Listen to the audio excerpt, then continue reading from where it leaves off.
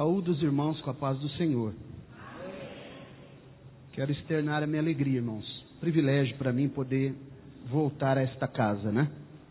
A terceira vez que o Senhor nos dá essa oportunidade de retornar aqui. Terceira vez que nós estamos cooperando com os irmãos. E quero, desde já, agradecer ao meu amigo, pastor Fábio, né? Por esse privilégio. Pastor Fábio é um amigo que Deus tem colocado no nosso caminho já há anos. E amigo mesmo, né? Colegas a gente tem bastante. Agora amigos você pode contar nos dedos. E o pastor Fábio, nós já o conhecemos, sua família. E nós somos gratos pela receptividade, pela cordialidade, né? Que ele sempre tem nos tratado, a mim e minha família. A irmã Regiane, sua digníssima esposa, também, mesmo modo. E eu tenho um prazer de vir a esta igreja. Na verdade, o pastor Fábio, onde ele passou, eu tive a oportunidade de ir a alguns lugares, né? E essa amizade, eu tenho certeza que ela foi nascida do coração de Deus. Glória a Jesus. Então, digo aos irmãos, não sei se eu já falei da outra vez, crente não joga na loteria, né? Mas se jogasse, vocês tinham ganhado na loteria pelo pastor que vocês têm. Amém? Glória a Deus. Deus abençoe. Quero convidá-los então para nós fazermos uso da palavra de Deus. É claro que esse assunto aqui, ele é um assunto que nós vamos falar em síntese, porque é um assunto muito extenso, muito abrangente. Não dá para esgotar o assunto assim apenas em 2 dias, né? Deveria, se nós fôssemos falar mesmo, precisaria muito tempo. Mas eu acredito que os irmãos vão absorver o máximo possível. Esta igreja é uma igreja muito bem ensinada, né? Mas é sempre bom a gente relembrar alguns assuntos, né? O apóstolo Paulo diz: eu não me canso de vos escrever as mesmas coisas, e isto é segurança para vós. Ele escreve isso à igreja que estava na cidade de Filipos, na Macedônia, porque ele estava sempre ratificando os ensinamentos para aquele povo. E como o pastor Fábio disse, nós temos uma parceria com a Universidade Menorá, lá dos Estados Unidos, né? Cujo reitor é o pastor Eliel Amaral Soares. Já é uma universidade bem antiga e nós somos responsáveis pelo curso de apologética cristã. Somos o diretor daquele curso. E eu trouxe aqui 3 módulos. É um curso de apologética cristã em 3 módulos. Se você desejar estar adquirindo, se você desejar um módulo só, é R$15 cada um. Se você desejar os 3, que é o curso completo, R$50. Você nos procura um material de qualidade. Nós abordamos várias questões aqui dentro do campo da apologia ou da apologética, né? Inclusive questões sobre fé e razão, que é muito debatido dentro desse campo. Se a fé é divorciada da razão ou não, nós trazemos aqui alguns tópicos sobre esse assunto. O que é o fideísmo, né? O que é o teísmo aberto, você pode adquirir. Procure ali depois, se assim desejar, coopere com o nosso ministério. Se você desejar também fazer um bacharel em teologia pela Universidade Menorá, nos procure, com validação, reconhecido pelo MEC. Amém, meus irmãos? Deus abençoe, obrigado. Sem delongas, vamos então fazer uso da palavra de Deus. Se você tem aí um exemplar da Bíblia Sagrada, vamos ler a palavra do Senhor. Vou fazer a outra não, a de baixo. Obrigado. Convido os irmãos para abrirmos as nossas Bíblias. Nós vamos ler 2 textos da palavra de Deus.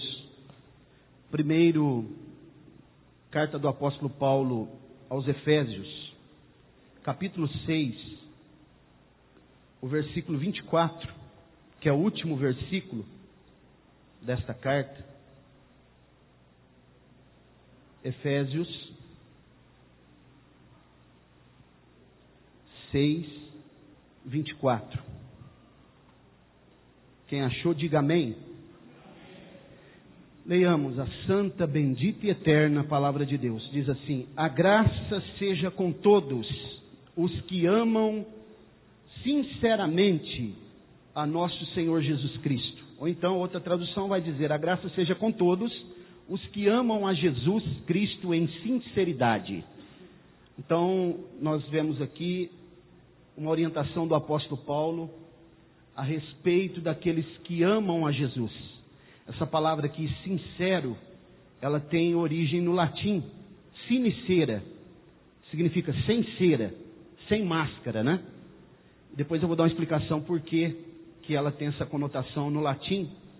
Um outro texto que eu quero compartilhar com os irmãos está na carta de Tiago, o líder da igreja em Jerusalém, né? Irmão do Senhor Jesus. Alguns dizem meio irmão, né? Diz assim no capítulo 2, a partir do versículo 22, vamos usar esses textos como embasamento para esse estudo.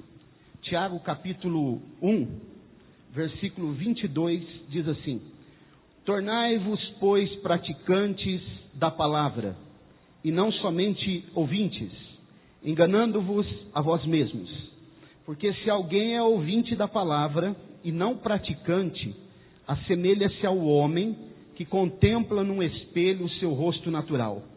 Pois a si mesmo se contempla e se retira, e logo se esquece como era a sua aparência. Mas aquele que considera atentamente na lei perfeita, lei da liberdade, e nela persevera, não sendo ouvinte negligente, mas operoso, praticante, esse será bem-aventurado no que realizar. Amém? Glória a Deus. Posso ouvir um amém da igreja? Amém. Glória a Deus. Eu estava aqui pensando, enquanto as irmãs estavam louvando o Senhor com aquele hino tão lindo, né?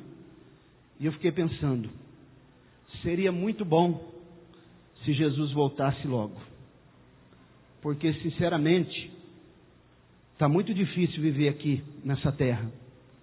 Aqueles que são cristãos autênticos e que praticam os princípios e os preceitos da palavra de Deus, não estão mais suportando essa terra. Sobretudo pelo fato de que nós estamos vivendo uma crise, eu acredito que sem precedentes, né, no meio do cristianismo.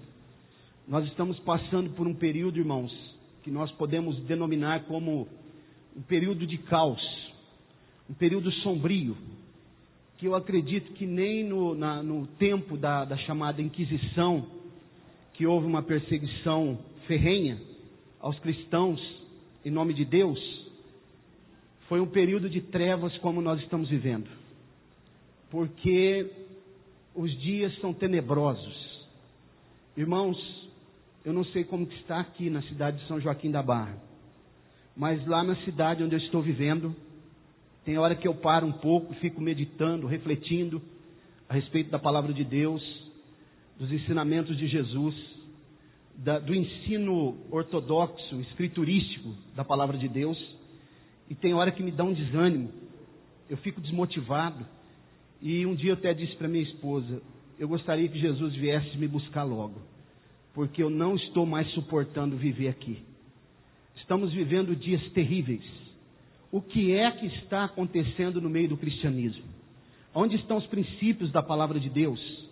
Irmãos, eu disse ao pastor Fábio ainda agora há pouco, se Jesus não voltar logo e não acontecer em caráter emergencial, uma nova reforma protestante, nós não sabemos o que vai acontecer.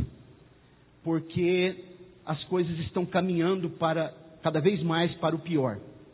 Não obstante, eu acredite, e tenho embasamento bíblico e histórico, que Deus sempre teve o seu remanescente fiel, em todos os períodos.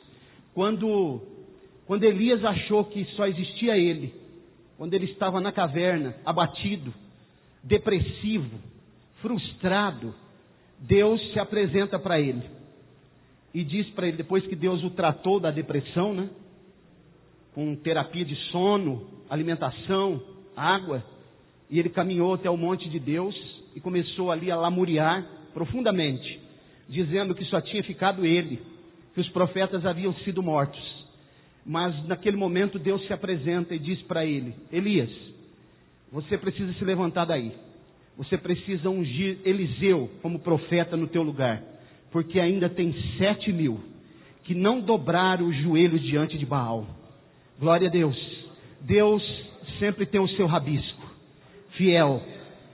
Está muito difícil, irmãos, mas eu ainda creio que Deus ainda tem um povo que não abre mão dos princípios e dos preceitos morais que estão inseridos na palavra de Deus.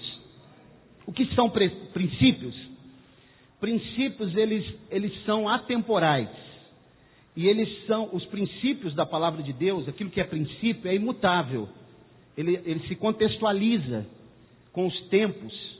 Por exemplo, só um exemplo bem simplista, esse lenço aqui, quando eu solto ele cai, porque os irmãos sabem, né, devido à questão da lei da gravidade, ele cai. E se eu pudesse entregar esse lenço na mão de Moisés, e ele soltasse esse lenço, ele caía também. Isso é um princípio, é imutável, né? Passa-se os dias, o tempo, e então a palavra de Deus, os princípios que estão nela para nós praticarmos no Antigo Testamento, desde o Antigo Testamento, são ratificados no Novo Testamento. Mesmo que o Antigo Testamento não é compêndio doutrinário para a igreja, mas aquilo que está no Antigo Testamento que a igreja precisa praticar, que são princípios e preceitos morais, é extensivo, está ratificado no Novo Testamento, e nós não podemos esquecer, abrir mão e nunca colocar na mesa de negociata. Aquilo que tem coisas que têm preço, né? Isso nós colocamos na mesa de negociata, mas valores, princípios não. Nós não negociamos. Mesmo que para isso nós precisamos passar pela perseguição, pelo deserto causticante, mas não podemos negociar. Eu estou me lembrando aqui, já vou entrar aqui na apostila, claro que hoje vai ser só uma introdução, quando Jeremias estava preso, acorrentado, junto ao templo, e ele só conseguia ir até próximo da escadaria, e ele subia até onde aquela corrente alcançava, e ele pregava contra o que estava acontecendo naqueles dias. De repente ele era tomado, ele era preso novamente, ele era quase que fustigado por Pazur, o carrasco, e ele era colocado no tronco e ali ele apanhava. E quando ele recobrava as forças, ele voltava de novo. E quando ele já não conseguia mais pregar, quando já estava no tempo que ele estava já quase no fim, então Deus pega Ezequiel pelo cabelo, no capítulo 8 de Ezequiel, e traslada ele para Jerusalém, e manda ele abrir um buraco na parede do templo, e diz para ele: olha dentro do templo, olha o que eles estão fazendo dentro da minha casa. E a Bíblia diz no capítulo 8 de Ezequiel, que quando ele faz aquele buraco na parede, porque ele precisava ver o templo por dentro, aonde era o escape, quando aquele buraco geralmente era aberto pelos coatitas, que era da tribo dos levitas, para que quando os inimigos cercavam, se houvesse um perigo iminente, eles abriam ali e eles pegavam a arca por detrás do templo e levavam para as montanhas, para a arca não ser roubada. Então naquele momento, é por isso que Deus usa Ezequiel dizendo: eu procurei um para ficar na brecha e não achei, porque os que ficavam na brecha era para transportar a arca. Mas quando Ezequiel olha dentro do templo, ele vai ver imagens de adoração a Tamuz, e ele vê 25 homens que estavam de costas para o templo e com o rosto virado para o sol. E naquele momento Deus olha o que eles estão fazendo: abominação na minha casa. Olha isso, porque os homens de Deus não podiam ficar com as costas para o templo e com o rosto voltado para o sol. Quando eles entravam no tabernáculo, no templo, eles precisavam entrar de costas para o sol. E quando eles saíam também, eles saíam de costas para sair com as costas para o sol. Se você ler o Salmo 19, o verso 4, 5 ali, diz: neles pôs uma tenda para o sol. Porque todas as vezes que o tabernáculo era montado lá ainda antes do templo, precisava ser montado com a porta voltada para o oriente, para o nascer do sol, para que os sacerdotes entrassem lá dentro com as costas viradas para o sol. Mas quando Ezequiel olhou para o templo, eles estavam fazendo ao contrário. Eles estavam de braços cruzados, com as costas para o templo e voltado para o Deus Sol, para Tamuz. E Deus disse: isso é abominação. E a Bíblia diz que a arca, ela vai se distanciando, e o Espírito de Deus também vai se distanciar. A arca era sinônimo da presença, símbolo da presença de Deus. Ela sai e ela se posiciona agora, então, no átrio. Ela vai saindo para o lugar santo, vai para o átrio, e a Bíblia diz que depois ela foi lá por cima do monte. Ela se distanciou porque Deus estava agora se distanciando do templo. Hoje o templo somos nós. O salmista diz no Salmo 46: Ele está no meio dela. Há um rio cujas correntes alegram a cidade de Deus, o santuário das moradas do Altíssimo. Ele está no meio dela. No meio de quem? No meio da igreja. Ela não será abalada. porque o Senhor é o Senhor desta igreja. O que os homens estão fazendo aí de abominação, eles irão prestar conta que aquele que é Senhor desta igreja e dono desta igreja, aquele que comprou esta igreja, porque ela é uma pérola de grande valor, segundo o que diz Mateus 13. Eu desconfio que quando a continha chegar para esses homens, eles não vão ter como pagar. Porque Deus, quando Ele cobra tudo de uma vez. Ele não é como as Casas Bahia, que vai protelando. Ele cobra de uma vez.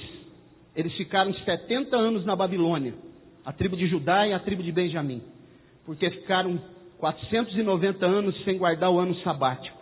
Ficaram devendo 70 anos para Deus, e Ele cobrou tudo de uma vez. Então nós vamos ver aqui nessa noite, à luz da Bíblia, o que são os princípios, alguns princípios. É claro que isso aqui é inesgotável, mas eu quero ressaltar aqui alguns princípios que nós não podemos negociar, e nós não podemos ser religiosos, porque o que há de religiosos hoje nas igrejas, que vão lá apenas para picar o cartão e ir embora, são religiosos que não têm compromisso, que vão ali apenas para um encontro social, não vão ali para o culto, para se derramar na presença de Deus. E eu não sou saudosista, mas tem dia que eu fico numa nostalgia, irmãos, lembrando dos tempos que eu cheguei na igreja, lá nos anos 80, como era, batismo no Espírito Santo, todos os cultos praticamente, salvação de almas. Deus falava com a igreja, os homens que estavam ali, que eram os líderes, irmã Regiane, eles nem eram letrados, eles eram homens simples, trabalhavam na lavoura, e eles vinham para a igreja, eles não tinham diplomas de teologia, mas quando eles pregavam, eles tinham uma graça que nós não temos. E nós podemos ficar aqui 200 anos aqui na terra fazendo a obra de Deus, nós não vamos fazer 30% do que eles fizeram, porque nós não temos a graça que eles tinham.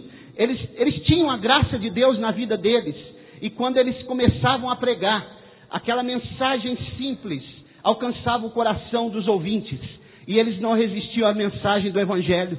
Não havia teologia da prosperidade, não havia esse movimento neopentecostal que nós estamos vendo por aí. Era um pentecostalismo clássico. Jesus se manifestava, Santa Ceia, parece que o céu baixava, descia dentro da igreja. As pessoas tinham temor e tremor diante de Deus. Aonde estão esses crentes? Aonde estão esses homens e mulheres de Deus? Eles parece que sumiram. Eu quero crer que aqui ainda tem pessoas assim, que ainda crê que Deus é o mesmo, Jesus Cristo é o mesmo, ontem, hoje e eternamente. Glória a Deus. Então aqui alguns princípios que eu coloquei. Se os irmãos por acaso ver algum erro de grafia nessa apostila, os irmãos vão relevando aí, porque não foi revisada. Foi feito um pouco assim, às pressas. Pode ter algum erro de grafia, de pontuação. Mas eu coloquei aqui, primeiro, o cristão e a tentação. Todos nós somos tentados. A tentação é algo que nós não estamos livres. Os irmãos sabem que da tentação é que o pecado entrou no mundo. Procede da tentação. Agora, uma pergunta: até que ponto nós podemos suportar as tentações? Vocês sabem que o próprio Jesus foi tentado por um período de 40 dias e 40 noites, quando alguns pensam que ele só foi tentado no momento que Satanás se apresenta para ele, mas não é verdade. Um dos evangelistas, me parece que Marcos, diz que ele foi tentado em todo o tempo, e aquilo ali foi a cartada final que Satanás deu, usando a palavra fora do seu contexto, e Jesus foi refutando ele, também usando a palavra, mas dentro do contexto. E os irmãos conhecem, e o escritor aos Hebreus diz que Jesus foi tentado em tudo, mas não pecou. E Paulo diz que o primeiro Adão era terreno, e através do primeiro Adão o pecado entrou no mundo, mas o segundo Adão celestial, espiritual. Então nós vemos que essa tentação, ela é algo que ela vai estar sempre presente durante a nossa peregrinação aqui nessa terra. Nós não estamos livres da tentação. Então, existem algumas coisas que também eu não vou detalhar aqui pelo tempo, mas o que levou o homem a pecar, a tentação veio, e teve 3 coisas principais que culminou no pecado: a concupiscência dos olhos, a concupiscência da carne e a soberba da vida. Foram os 3 pontos principais que levaram à queda do homem. E o homem, então, cedeu à tentação. A tentação, irmãos, a tentação em si, ela não é pecado. O que é pecado é você cair na tentação, você ceder à tentação. E eu coloquei aqui alguns agentes principais da tentação. Quando nós cedemos à tentação e acabamos pecando, quem é que vai ser o prejudicado? Somos nós mesmos. Então eu coloquei aqui, que nós devemos vigiar, na página 2 da apostila. Vocês observaram que o texto que Jesus diz lá no Jardim das Oliveiras, no Getsemane, ele diz assim: vigiai e orai, para que não entreis em tentação. Observe que ele não diz orar e vigiar. Ele coloca a vigilância em primeiro lugar. Às vezes tem pessoas que até oram muito, mas não vigia. No falar, fala precipitadamente. Provérbios diz: como maçãs de ouro em salva de prata é a palavra dita no tempo certo. Pessoas que não vigiam no olhar, né? Nós temos exemplos, vários exemplos. Podia citar um aqui agora, Davi. Quando era tempo dos reis estarem na guerra, irem à guerra, a Bíblia diz que ele estava passeando lá no palácio, e ele olhou, e ele avistou uma mulher se banhando, essa mulher estava nua. Os irmãos conhecem. Ele caiu na tentação, e aí surgiu 2 pecados graves. Um pecado de adultério e um pecado de homicídio. E por causa disso, nunca mais a espada se separou da casa de Davi. Foi o maior estadista que já pisou aqui nessa terra. Se vocês perguntarem para um judeu ortodoxo quem foi o maior rei de Israel, eles não vão dizer que foi Salomão. Eles vão dizer foi Davi. Até porque a estrela da bandeira de Israel não é a estrela de Salomão, é a estrela de Davi. Foi o maior estadista. Mas no que tange a família, no que tange a alguns aspectos relacionados com esse pecado, foi um desastre. Teve exageros, excessos, a ponto de quando ele quis construir o templo, Deus disse para ele que ele não podia construir o templo porque as mãos dele estavam sujas de sangue. E ninguém pode edificar nada em períodos de guerra, ou com guerra, você só edifica alguma coisa se você tiver paz. Então Davi, ele foi privado de Deus, e a planta foi entregue a Salomão, e foi ele quem construiu o templo. Mas eu coloquei aqui, irmãos, alguns agentes da tentação, né, que são os meios pelos quais o cristão é seduzido para pecar contra Deus. Pecados são dívidas que nós contraímos diante de Deus. A palavra pecado no latim significa peccatus, errar o alvo. É quando eu erro o alvo e aí eu vou contraindo dívidas diante de Deus. Jesus, ele pagou essa dívida, e a Bíblia diz em Colossenses 2,14 que ele cancelou a dívida totalmente, a cédula escrita, encravando-a totalmente na cruz. Mas na medida que eu vou pecando, eu vou contraindo essa dívida. E o sangue de Jesus, ele nos garante o perdão. Mas não podemos pecar deliberadamente. O escritor aos Hebreus, no capítulo 10, 26 e 27, ele diz: se pecarmos voluntariamente, depois de termos pleno conhecimento da verdade, já não resta sacrifício pelos pecados. Antes, uma expectação horrível de charco e de lodo que há de devorar os adversários.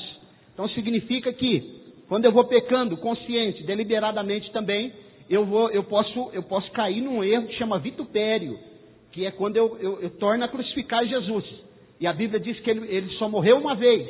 O escritor aos Hebreus diz: e eu não posso novamente crucificá-lo, porque ele já morreu e foi um sacrifício vicário, substituto, perfeito. Então, agentes da tentação, que eu coloquei aqui, primeiro, o diabo. Os irmãos conhecem bem a história. Quem é o diabo? Né? Esse que era um anjo de uma alta esfera, um querubim ungido. Só tem 2 personagens na Bíblia que traz essa conotação de ungido. Um é ele, outro, Jesus. Ele também traz a Bíblia usa uma terminologia a respeito dele de estrela da alva. Estrela da manhã. Claro que não é como Jesus, porque Jesus é a resplandecente estrela da manhã. Significa que ele não brilha mais, mas Jesus ainda brilha. Então percebam que ele estava numa esfera hierárquica, angelical muito alta. Mas os irmãos sabem que a Bíblia traz uma narrativa bem sucinta. Somente Ezequiel e Isaías que descortina alguma coisa a respeito da queda dele. Embora o segredo para você descobrir a queda dele não está no capítulo 28 de Ezequiel. Está no capítulo 31, que poucos acabam estudando a respeito da queda. Mas o diabo, que Jerônimo traduz por Lúcifer, essa palavra Lúcifer foi traduzida por Jerônimo, quando ele traduziu a Vulgata Latina, que é a Bíblia católica. Então ele usou, em vez de ele usar a estrela da alva, Vênus, ele usou a palavra Lúcifer, que traz uma junção que significa luz e fé. Lúcifer, luz e fé. Mas então, após ele se rebelar, não vou entrar nos pormenores aqui, mas ele se rebelou, ele arregimentou um exército de anjos, a terça parte dos anjos, contra Deus, e aí Deus vai levantar Miguel, para que Miguel pudesse então expulsá-lo de lá. E a Bíblia diz que ele ostentou ser semelhante a Deus. Ele não quis nem ser igual a Deus, ele quis ser semelhante ao Altíssimo. Serei semelhante ao Altíssimo, colocarei o meu trono acima das estrelas de Deus, acima dos outros anjos. Mas, como ele não conseguiu, então o plano dele ainda está em evidência. Ele ainda quer colocar o plano que ele tentou colocar lá e que não conseguiu. Por isso ele veio ao Éden, tentou o homem caiu. E os irmãos sabem que nós somos imagem e semelhança de Deus. Ele não pode ser, mas nós somos imagem e semelhança de Deus. E é por isso que ele nos odeia tanto. É claro que a imagem e semelhança não está falando de aspecto físico, está falando de caráter e questões morais. Mas o fato é que ele se transforma em Satanás, adversário de quem? Da humanidade, sobretudo da igreja. Ele trabalha 24 horas para desestabilizar a igreja, para que a igreja seja estagnada, que ela não pare. E por incrível que pareça, ele consegue usar muitas pessoas, e até líderes que não vigiam, que são despreparados, e que não, alguns que nem foram chamados para exercer o ministério, né? Alguns que foram inseridos no ministério por politicagem, né? Ou por outras coisas, que os irmãos já sabem. Alguns talvez porque são parentes de pastores presidente, mas que estão ali, né? E estão e parece que se perpetuam no cargo, e parece que são vitalícios, nunca saem. E aí o diabo, utilizando-se de todas essas indumentárias que eu acabei de falar, ele vai trabalhando, e ele vai tentando, e as pessoas vão cedendo às tentações, e aí o caos começa a se instalar.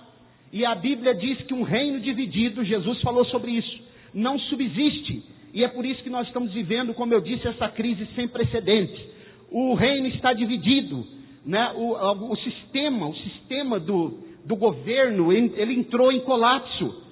E os irmãos vão ver que vai piorar. Pastor Mauro, o senhor é profeta do caos? Não sou profeta do caos. Mas quando nós estamos olhando e estudando as Escrituras, nós percebemos que as coisas estão se afunilando. Na medida que Jesus vai se aproximando, a volta de Jesus vai ficando mais próxima, as coisas tendem a piorar. Mas nesta noite o que Deus está falando conosco, se você é um cristão autêntico, se você tem autenticidade, se você tem o selo do Espírito Santo, que te dá garantia que você é lavado, remido no sangue do Cordeiro, que você é separado, que você faz parte da igreja, eclésia, chamados para fora. A igreja é como um navio. O navio está dentro da água, mas a água não pode estar dentro do navio. A igreja está dentro do mundo, mas o mundo não pode estar dentro da igreja. Daqui a pouco nós vamos falar de um outro agente que é o mundo. Mas o fato, irmãos, é que tem muita coisa também que as pessoas dizem, foi o diabo. Eu não estou fazendo apologia do diabo aqui, porque realmente ele não presta mesmo. Mas nem tudo é o diabo. Há pessoas que vão usando, é o diabo, mas a Bíblia também diz que não há tentação a não ser humana. E às vezes nós vamos cedendo às tentações, o hedonismo, o prazer livre. E nós estamos vivendo um tempo, no meio evangélico, que o que importa é a pessoa, é o bem-estar das pessoas. A igreja de hoje é tolerante com aqueles que praticam pecados. A igreja de hoje, ainda mais se o camarada for um bom dizimista, não pode mexer nele. É melhor varrer debaixo do tapete. Não pode, porque ele é um bom dizimista. Um dia eu ouvi uma expressão lá na minha cidade, um irmão falou de uma outra igreja lá. Ele disse, o pastor falou para mim, pastor Mauro, você pode mexer em quem você quiser, mas naquele irmão você não mexe, porque ele é abençoador da obra de Deus. E aquilo veio como uma flecha no meu coração, e eu como apologista, meu sangue ferveu, porque irmãos, a igreja não pode ser tolerante. Hoje, a Bíblia fala lá que a igreja de Tiatira era tolerante com uma mulher chamada Jezabel, que ela corrompeu a igreja, ela trouxe prostituição espiritual e física para dentro daquela igreja, e o marido dela, que era o pastor daquela igreja, não conseguia liderar aquela igreja. Então os irmãos sabem, eu tenho contra ti que és tolerante, e nós estamos vivendo um tempo de tolerância com o pecado. As mensagens de santidade sumiram dos púlpitos, as mensagens que falam sobre a volta de Jesus desapareceram, porque não dá ibope. Esse tipo de mensagem as pessoas não querem mais ouvir, e quem prega sobre essas mensagens são taxados de fundamentalistas, de radicais.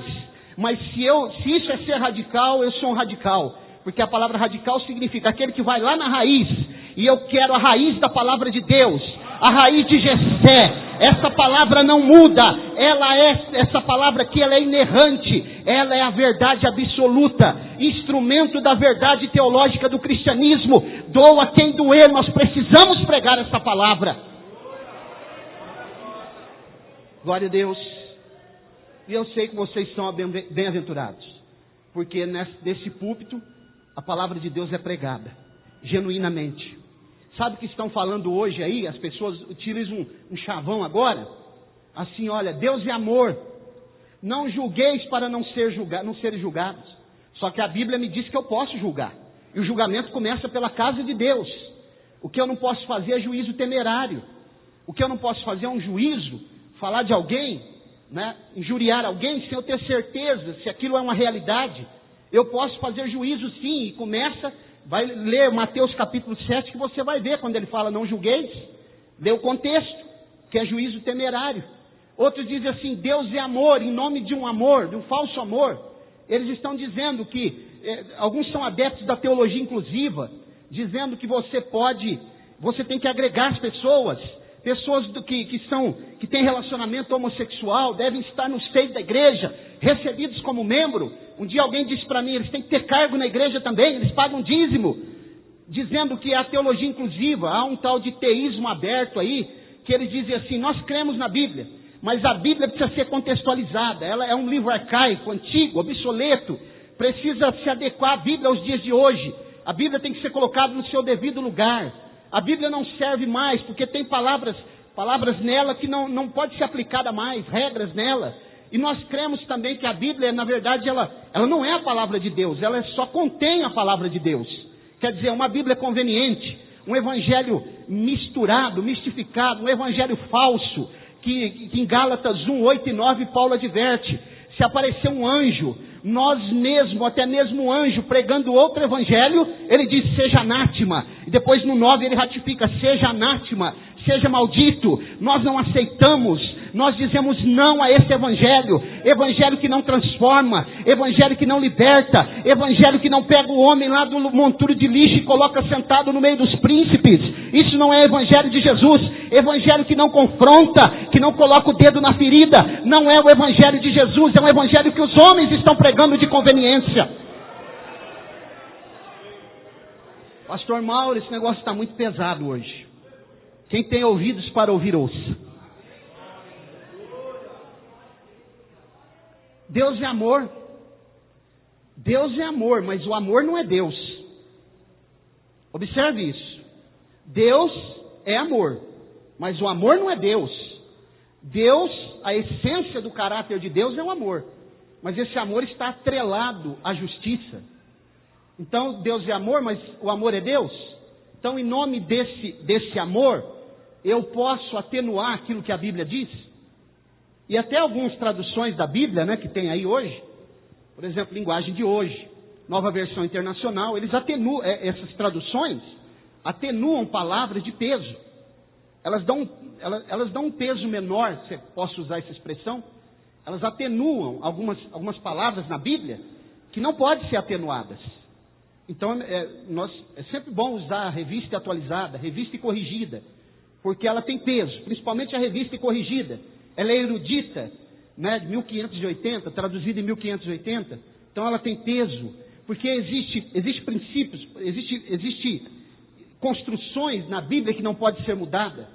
Alguém está mudando, eu fico bobo de ouvir alguns teólogos aí, que parece que descobriu a pólvora, né? Alguém ficou tantos anos, estudo exaustivo, construindo, sistematizando doutrinas, foram perseguidos. Martinho Lutero foi excomungado, né, da igreja romana, foi perseguido, só não morreu porque Deus não deixou que ele morresse.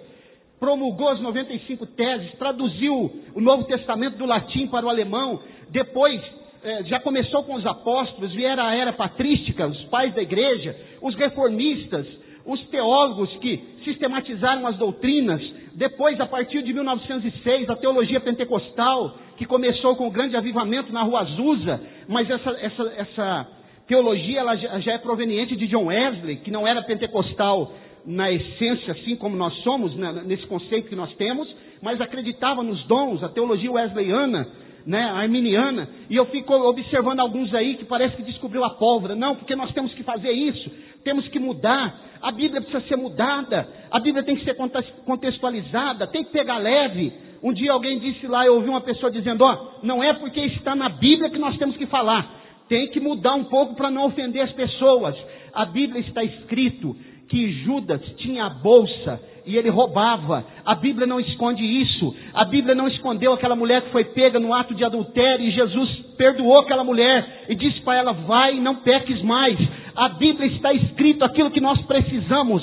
E Paulo diz a Timóteo, toda a palavra é divinamente inspirada, apta para corrigir, para redarguir. Então o que está aqui precisa ser pregado. Se a Bíblia está dizendo é azul, não é verde. Se a Bíblia diz vermelho, é vermelho. Então, irmãos, nessa noite, os princípios da palavra de Deus precisam estar gravados na tábua do nosso coração, para que nós não venhamos a renunciá-los em nome de Jesus.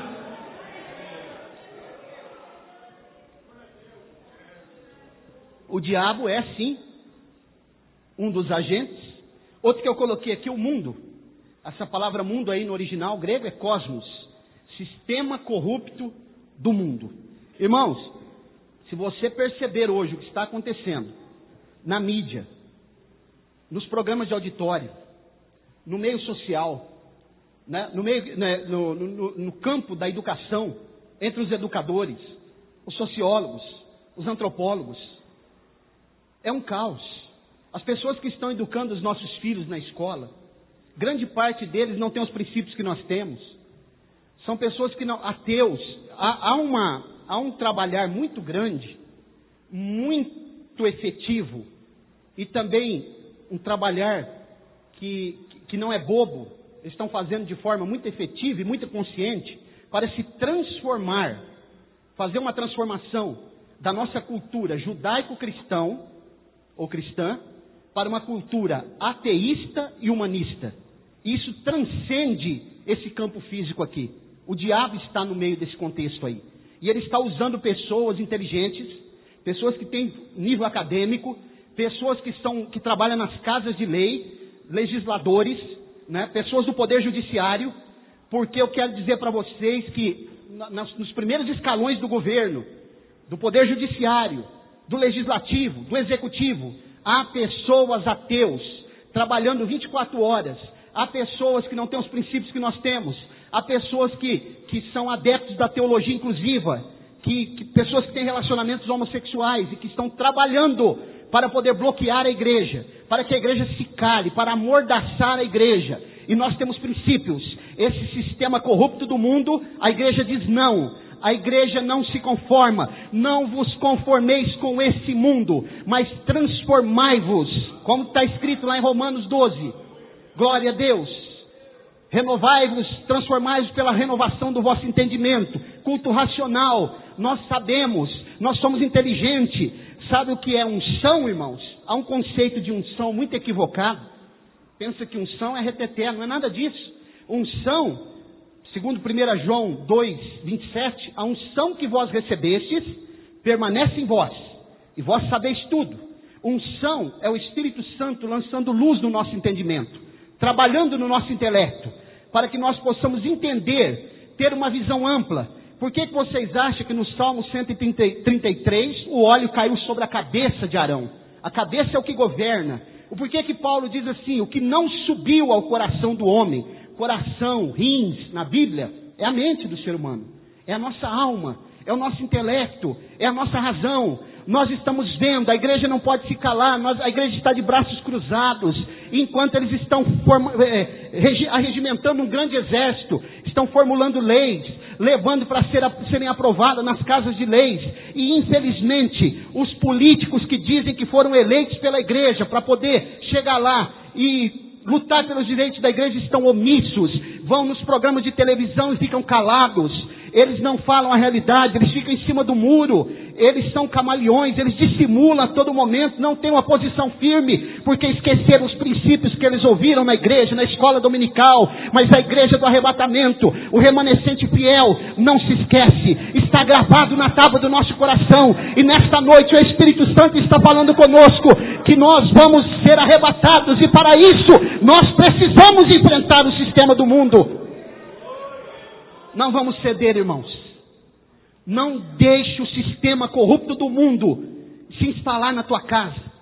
Você tem o controle da tua televisão, você que controla, você tem a senha da internet do teu filho, você precisa ter.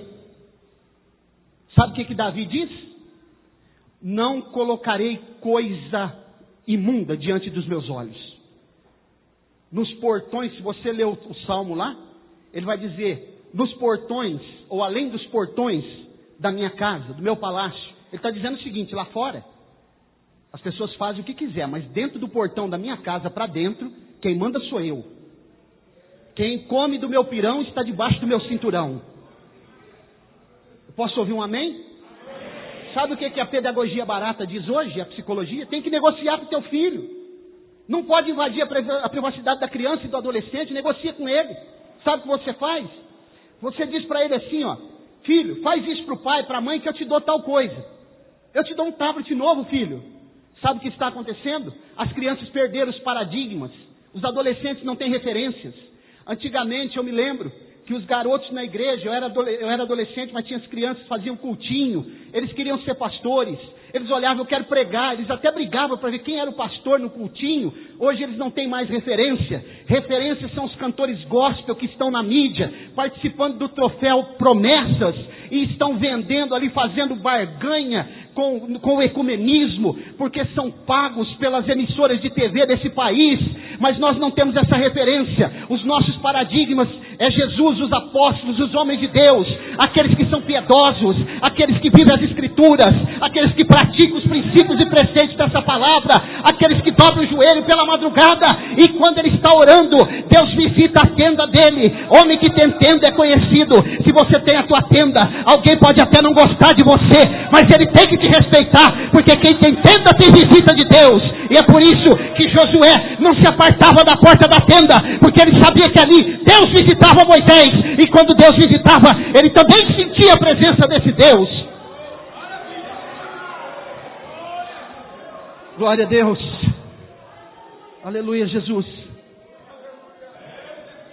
Um dia, quando eu fui pastor lá na cidade de Penápolis, o pastor Fábio foi lá. Tem um irmão lá, muito amigo meu, amigo também, daqueles que eu falei que conta no dedo. E a gente teve um debate lá sobre um assunto, e algumas pessoas não gostaram. E passou-se os anos, eu vim embora, ele veio aqui em casa já, aqui em Colina, e ele disse para mim assim, pastor Mauro, lembra daquele debate que nós tivemos lá com alguns obreiros? E o senhor falou algo lá assim, e alguém ficou bravo, lembra? Há poucos dias atrás nós estávamos lá no meu barracão, e a gente fez um churrasquinho, eles estavam todos lá. E aí de repente um deles levantou lá e falou assim, tem que falar um negócio aqui. Aquele pastor Mauro lá, eu não gosto daquele homem, não gosto nem de ver ele, mas uma coisa é certa, aquele homem sabe o que fala, viu? Lembra daquele debate que nós tivemos aqui, que ele falou? Cumpriu na íntegra. Embora eu não goste dele, mas eu tenho que admitir que Deus está na vida daquele homem. E quando ele me contou, eu disse, toda a honra e glória seja dada ao nome de Jesus. Sabe por quê, irmãos? Porque quando você mexe lá na ferida, alguém não vai gostar. Se você tiver uma feridinha na perna, levanta a roupa assim, deixa bater um vento ali para você ver. Hã? E ser apologista nos dias odiernos, meu amigo pastor Fábio, é você adquirir muitos inimigos gratuitos, é pagar preço.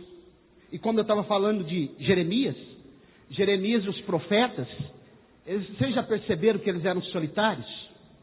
não eram convidados para as festas, irmã Regiane? Dificilmente. Eles só apareciam quando eles precisavam falar mesmo. Andavam arredio, em cavernas, solitários, se alimentando de maneira fugaz, andando pelo deserto. Mas quando eles apareciam, eles falavam a palavra como deveria ser falada. João Batista perdeu sua cabeça porque ele estava refutando o relacionamento extraconjugal que o rei tinha com a sua própria cunhada. Irmãos, nós estamos vivendo um período hoje, na igreja, que está acontecendo uma verdadeira farra do boi. Como eu disse aqui, nepotismo ministerial. Pessoas que estão se apossando da igreja de Deus. A igreja do Senhor Jesus. Está escrito em Mateus 16. Ele diz assim, ó: Pedro, tu és Pedro, sobre esta pedra. Essa palavra esta significa que a pedra é Jesus. Não é essa pedra, não é Pedro a pedra, é Jesus a pedra. E as portas do inferno não prevalecerão contra a minha igreja. Então, de quem é a igreja? Jesus é o dono. Ele pagou por ela. Ele a comprou, como eu disse, a pérola de grande valor que o negociante saiu buscando e, tendo achado uma de grande valor, vendeu tudo quanto tinha e a comprou. Depositou o valor equivalente no leilão espiritual, no propiciatório, o sangue dele. Então é por isso que ele hoje é o único que tem autoridade para abrir o livro selado. Porque quando alguma coisa é depositada em juízo, doutor Fábio, só o juiz que abre. Só o juiz. E como ele é juiz de vivos e de mortos, o Pai delegou para que ele pudesse julgar, então só ele pode abrir o livro selado.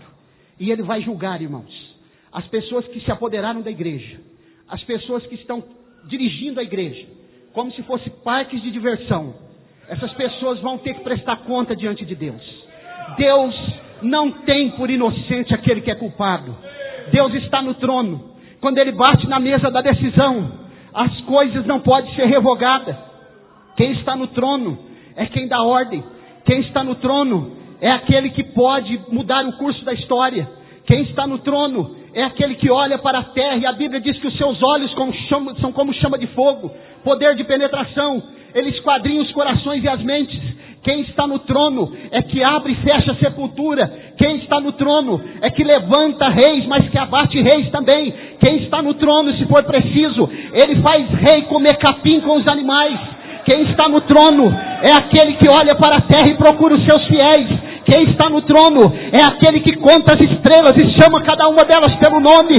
Quem está no trono é aquele que te conhece quando você ora pela madrugada. Quem está no trono é aquele que vai tratar com aqueles que estão achando que podem fazer qualquer coisa, de qualquer forma na sua igreja. Quem está no trono é que se levanta e se inclina para olhar o que os homens estão tramando na calada da noite. Quem está no trono é que não precisa de reuniões para resolver. Quem está no trono é que desmancha aquilo que os homens fazem, achando eles que podem fazer sem autorização dele. Quem está no trono nesta noite está falando com você.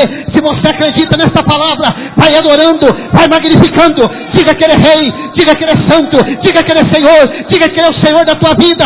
Diga para ele nesta noite: Senhor, eis-me aqui, usa-me a mim, Senhor. Namalacho demantio levácia.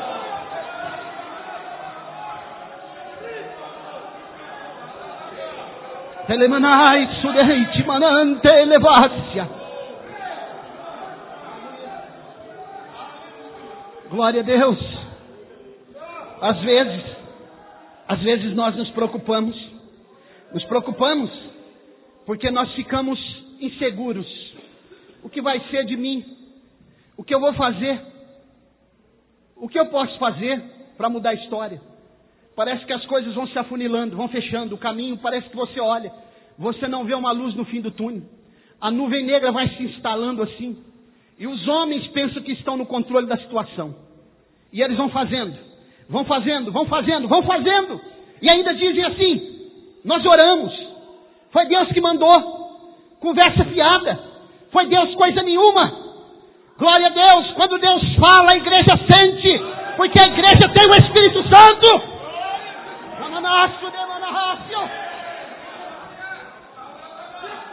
Glória a Deus. Glória a Deus. Eu não posso ficar aqui na apostila agora, pastor Fábio. Glória a Deus. Glória a Jesus. Deus, pega esses homens na sua astúcia. Aleluia. Sabe o que nós temos que fazer? Orar. Vamos orar. Vamos orar. Vamos falar com Ele. Ele vai se levantar. Ele vai mover as águas. A obra é dele. O povo é dele. Glória a Deus. Ele é Senhor da história. Ele é a própria história. Aleluia, Jesus. Glória a Deus. Tudo aquilo que é feito aqui, que não é para a glória dele, é vanglória. Ele não recebe. Tudo aquilo que é feito em nome dele, com tramas pela madrugada, nas reuniões, ele está olhando lá e está vendo. Nada fica patente aos teus olhos. Ele está vendo. Glória a Deus. E ele está contemplando. E ele vai registrando no seu livro. O salmista disse isso no Salmo 139. Quando eu ainda era uma substância informe. Quando os meus ossos ainda não tinham sido formados no ventre da minha mãe. Tu já me conhecias. E o Senhor ia registrando todos os meus atos no teu livro. Glória a Deus. No dia do juízo final, 7 tipos de livros vão ser abertos. O livro da natureza, o livro da consciência, o livro dos atos dos homens, o livro do Evangelho, que os homens serão julgados segundo os princípios do Evangelho. E sabe o que me chama a atenção? Eu já estou caminhando para o fim aqui. É que a Bíblia diz que não vai ter chão para pisar no dia do julgamento final. Apocalipse capítulo 20. E vi um grande trono branco. E as ilhas, o chão, a terra, fugiu da presença daquele que se assentou no trono. Vai ser nos ares. Não tem como correr. Não tem como contratar um bom advogado. Sabe por quê? Deus não é arbitrário. Deus não é arbitrário. Mas ali vai se trazer o conjunto probatório. Muito sólido. Sem nenhum tipo de falha. E as provas vão estar ali.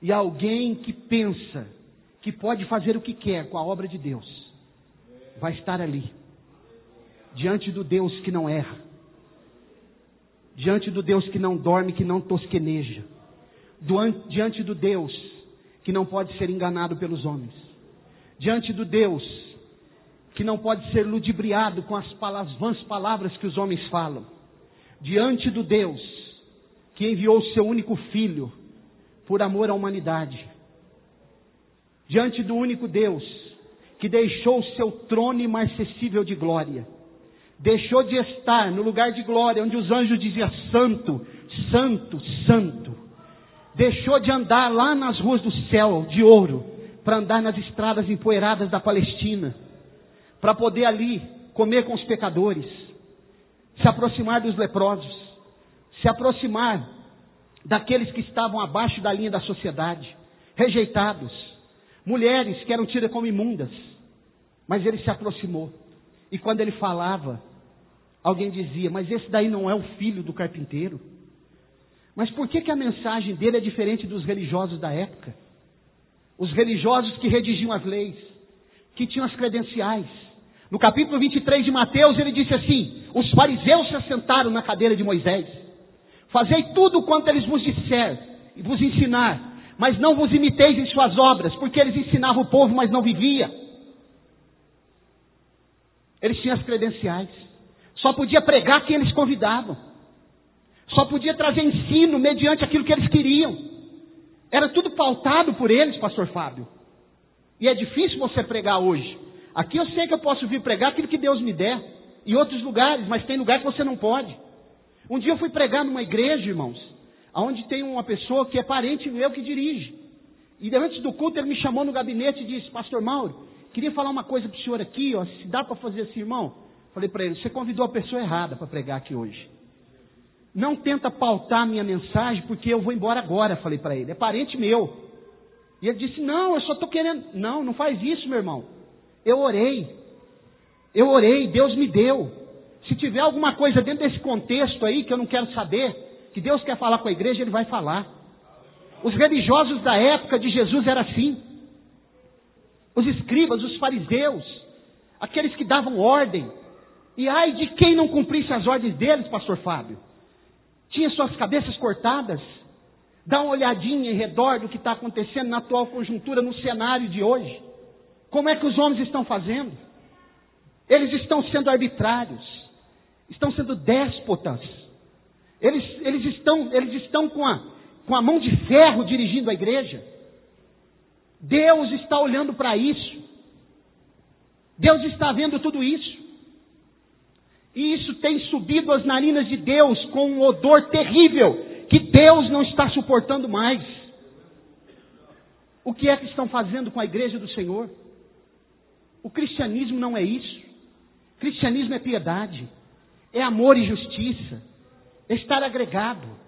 O cristianismo é ser transparente, é ser honesto, principalmente aqueles que são obreiros. Vai lá dar uma olhada na carta de Paulo, quando fala do bispo, a palavra honesto vai aparecer várias vezes lá. Deus está olhando para nós. E eu estou aqui nessa noite e a espada está cortando aqui também. Ai de mim, se eu não viver o que eu estou pregando aqui. Ai de mim, se eu não viver. Estou terminando, irmãos. Esse dia para trás, uma pessoa lá na cidade de Colina saiu de uma igreja lá, e um irmão da igreja disse: você está parado? Estou. Vai lá para a igreja então, congrega lá com nós. Aonde é a sua igreja? Ele falou: ali e tal, Assembleia de Deus, Ministério Apologético. Ele falou: não é daquele pastorzinho que anda no escorte, não. É Deus me livre. Nem que me pagar eu não vou para lá. Aquele homem, Deus me livre. Porque as pessoas não querem ouvir os princípios que estão aqui. Essa mensagem incomoda. Essa mensagem, ela vai no âmago da alma. As mensagens que estão sendo pregadas aí, deixa o povo à vontade. Um dia alguém disse para mim: você precisa parar de pregar sobre inferno, rapaz.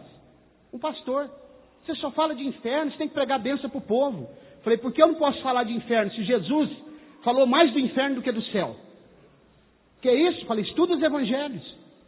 Ele falou mais do perigo iminente que as pessoas corriam de ir para o inferno do que do céu. Ele alertava: cuidado, cuidado, cuidado. De vez em quando ele falava assim: olhai, vigiai. Olhar quer dizer, levanta a tua cabeça, olha.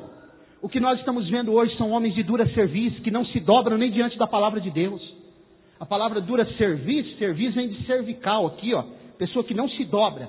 Ele fica sempre assim. Sempre. Mas a Bíblia diz que um dia todo joelho se dobrará e confessará que Ele é o Senhor. Amém. Se Deus permitir,